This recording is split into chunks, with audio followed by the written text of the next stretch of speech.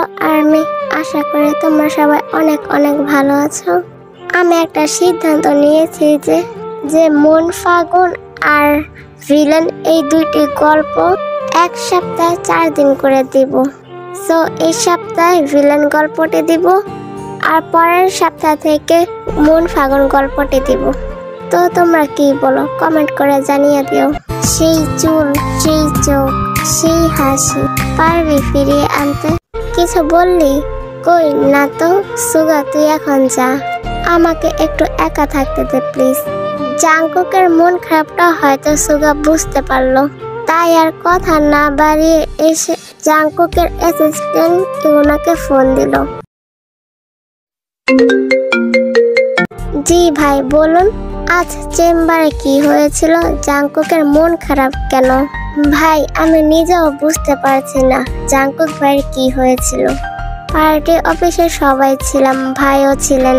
হঠাৎ ভাই কেমন যেন আনমনা হয়ে গেল। তারপর যা দেখলাম নিজেকে বিশ্বাস করতে পারছিলাম না। কি দেখলি?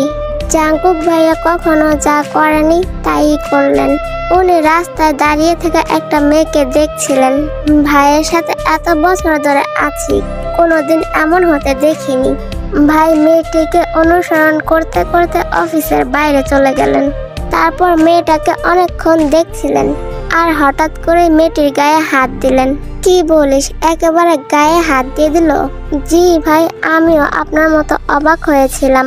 ভাইয়ের পেছনে কত মেয়ে ঘোরে, কোনোদিন ফিরেও তাকান না, আর এই মেয়েটির কাছে গিয়ে টাচ করে বসলেন। তারপর আরো আশ্চর্য ঘটনা ঘটলো। কি ঘটলো?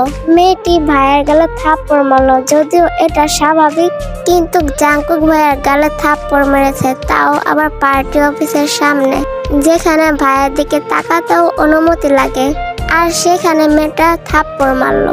যদি এমনটা ঘটে থাকে তাহলে মেয়েটার অবস্থা খারাপ হওয়ার কথা ছিল। তার বদলে জাংকুকের মন খারাপ হলো কেন?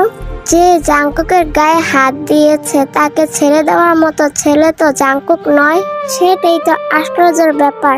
পার্টির ছেলেরা মেয়েটার ক্ষতি করতে চেয়েছিল, কিন্তু ভাই সবাইকে সাবধান করে দিয়েছিল। বলল মেয়েটার দিকে চোখ তুলে তাকানো নিষেধ। কি বলিস, তার মানে জাংকুক প্রেমে পড়েছে? না ভাই, সেটাও ঘটেনি। কি বলছিস ঠিক করে বলতো। এখানে ঠিক কি ঘটেছে আমি নিজেও বুঝতে পারিনি। আমি ভাইকে প্রশ্ন করেছিলাম মেয়েটাকে পছন্দ হয়েছে, কোথায় থাকে খোঁজ নিব। তখন জাংকুক কি বলল? বলল দরকার নেই।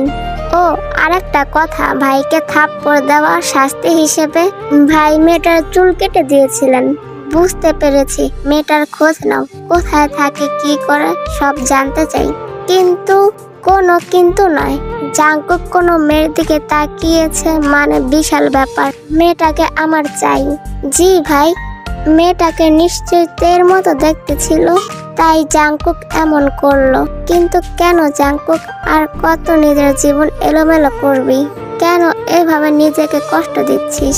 যদি তেকেই চাস একটাবার বললেই পারিস। ছোটবেলার কাহিনী নিয়ে এখনো পড়ে আছিস তুই। বিকেল গড়িয়ে সন্ধ্যা। জাংকুক ঘুম থেকে উঠে ফ্রেশ হয়ে নিচে নামলো। জাংকুক নিচে নেমেই বাইকের চাবি খুঁজছে। তখনই পেছন থেকে জিন বলল, দুপুরে কিছু খাসনি, এখন কিছু খেয়ে নে। খাবো না, ক্ষুধা নেই। এটা বলেই হাঁটা দিল জাংকুক। পেছন থেকে সিওজি বলল, জাংকুক এভাবে যাস না বাবা, একটু কিছু খেয়ে যা প্লিজ। মায়ের এমন আদর মাখা অনুরোধে বিপরীতে যেখানে জাংকুকের খুশি হওয়ার কথা ছিল, তার বদলে ডেস্কের উপর থেকে বাইকের চাবিটা নিয়ে বেশ কড়া গলা জবাব দিল জাংকুক। আমি বাইরে যাব বলেছি মানে বাইরে যাব, সেটা জেনেও আদিক্ষেতা করতে কে বলেছে? বলেই জাংকুক বেরিয়ে গেল। রাত 12টা বেজে 10 মিনিট। তখন হেলতে দুলতে জাংকুক বাসায় ঢুকলো, কিন্তু তাকে দেখে কেউ হতাশ হলো না। জাংকুক প্রচুর ড্রিঙ্ক করেছে দেখে বোঝা যাচ্ছে। জাংকুক তুই আবার ড্রিঙ্ক করেছিস? সিওজির প্রশ্নে জাংকুক পিছনের দিকে তাকিয়ে চরম বিরক্ত নিয়ে জবাব দিল, তার কৈফিয়ত কি আমি আপনাকে দিব? নাকি কোনোদিন দিয়েছিলাম? আগেও বলেছি, এখনো বলছি, আমাকে আমার মতো থাকতে দিন। আমার উপর খবরদারি করতে আসবেন না। জাংকুকের গলা শুনে জাংকুকের বাবা মিস্টার কিম নামজুম সাহেব নিচে নেমে আসলেন। সাথে জাংকুকের চাচাতো ভাই সুগা আর তার মা মানে জাংকুকের ছোট মা এখানে আছেন। সবাইকে একসাথে দেখে জাংকুক রেগে গিয়ে চেঁচিয়ে বলল, সার্কাস হচ্ছে নাকি এখানে?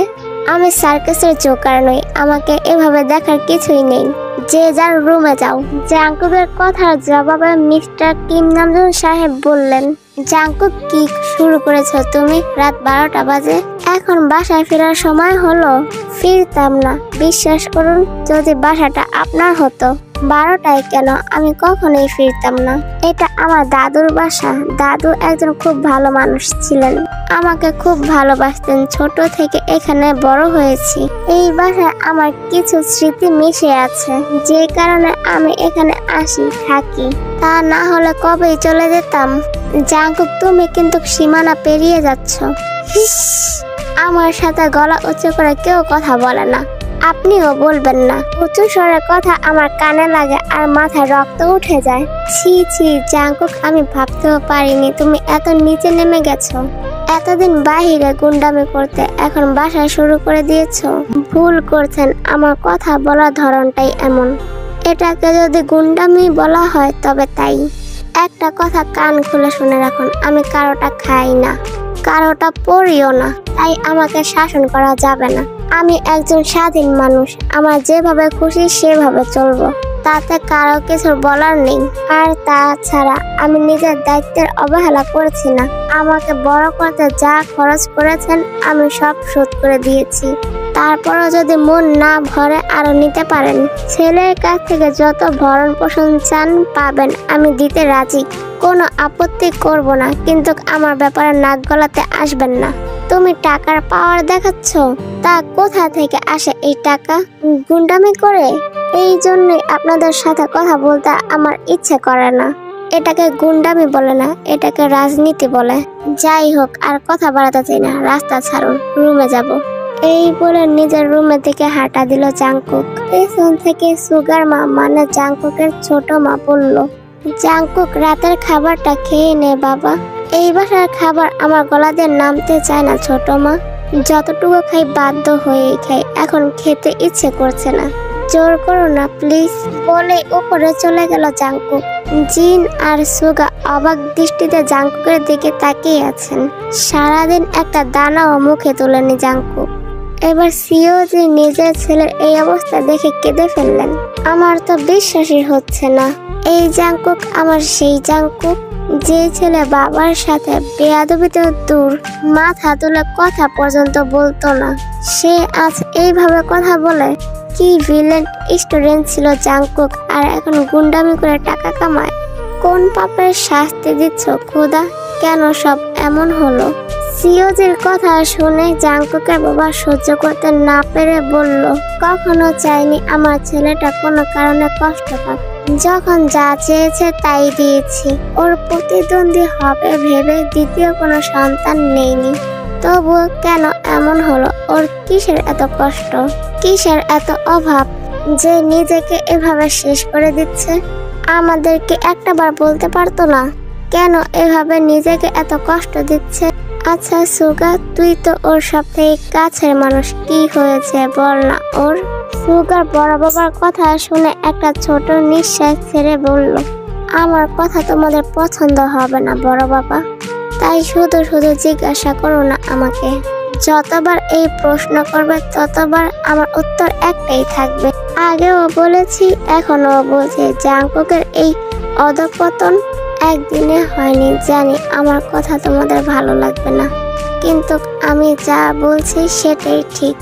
এখন লাগাম না টানলে চোখের সামনে জাংকুক একটু একটু করে শেষ হয়ে যাবে, আর তোমরা তাকিয়ে তাকিয়ে দেখবে। আমি আবারও রিকোয়েস্ট করছি বড় বাবা, নিজের জেদ ভুলে একবার চেষ্টা করে দেখো। অসম্ভব এটা কিছুতেই হতে পারে না। তুই ভুল ভাবছিস সুগা, তুই যেটা বলছিস তার জন্য কিছু করার হলে 6 বছর আগেই করতো, এখন করতো না। সেই ঘটনার পরেও জাংকুক ভালো রেজাল্ট করে ইন্টার পাস করেছে, গ্র্যাজুয়েশন কমপ্লিট করেছে, ড্রিঙ্ক করা শুরু করেছে 6 মাসও তো হয়নি। সেই ঘটনার জন্য হলে 6 মাস না 6 বছর আগে শুরু করতো। আগেই বলেছিলাম আমার কথা বিশ্বাস হবে না। আসলে তোমরা জাংকুককে বুঝোই না। জাংকুক খুব ঠান্ডা মাথার ছেলে, ও হিসাব না করে কিছুই করে না। তখন জাংকুক সবেমাত্র কলেজে পড়তো, তাই ড্রিঙ্ক করার সামর্থ্য ছিল না। আর ব্যক্তিত্ব খাতিরে তোমাদের টাকা নষ্ট করতে চায়নি, তাই যা করার নিজের পায়ে দাঁড়িয়ে তারপর করেছে।